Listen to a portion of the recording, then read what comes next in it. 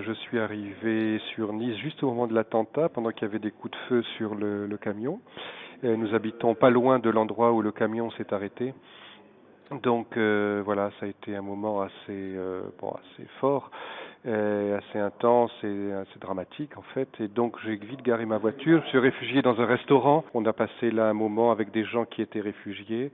Et puis voilà, et puis ensuite je suis sorti. J'ai pas su grand-chose si ce n'est par la radio ou un petit peu de télévision, mais vite en fait le maire m'a appelé pour la cellule psychologique. Voilà, et là donc j'ai traversé la ville pour me rendre sur ce lieu. Et je crois que ce qui était surtout désiré par le maire, c'est qu'il y ait la représentation des prêtres de la paroisse de l'église Saint-Pierre d'Arène. Il se trouve que l'attentat a eu lieu sur ce territoire paroissial. Il se trouve que moi, comme dominicain, je suis engagé dans cette paroisse à la fois comme vicaire, comme prêtre vicaire, mais également comme aumônier des artistes pour la Côte d'Azur. Et je suis lié à cette paroisse.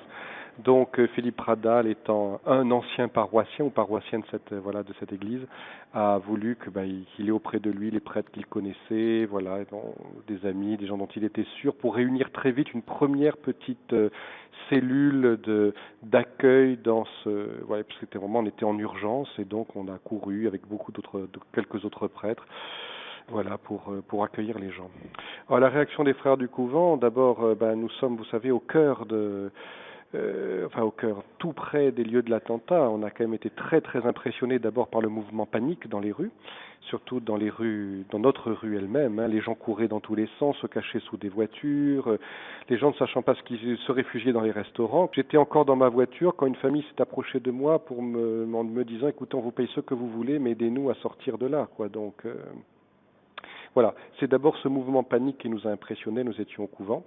Ensuite, les gens étant réfugiés dans les restaurants, dans des lieux, etc., on n'a pas eu à accueillir des personnes dans le couvent, puisque les gens ont vite trouvé de quoi se réfugier. Et puis après, écoutez, c'était l'angoisse évidemment partagée avec toute la population. Ce que j'ai appris de l'accueil de toutes ces personnes en très grande détresse dans la nuit qui vient juste de passer, c'est au fond, vous voyez, il faut prendre le temps d'accueillir les demandes des personnes. On peut nous avoir l'idée de beaucoup de propositions, d'écoute, de partage, de temps de prière, mais je pense qu'il faut aussi savoir écouter ce que veulent vraiment les gens, les personnes, d'abord les personnes qui nous fréquentent nous-mêmes comme dominicains, des demandes aussi du diocèse particulières adressées aux dominicains dans la réflexion, dans l'accompagnement de certaines personnes, certaines détresses. Nous avons des amis de notre couvent qui fréquentent notre couvent qui ont été touchés. Dans le temps, on fera un peu avec ce qui se décidera un peu plus tard afin de vraiment répondre aux vraies demandes des personnes, ça qui est important. Nous voulons vraiment cultiver cette écuménie, ce temps de rencontre et à travers des collaborations, ça qui me paraît très important. Quand on commence à faire des choses ensemble, on apprend à se connaître mieux que par des débats ou par des discussions.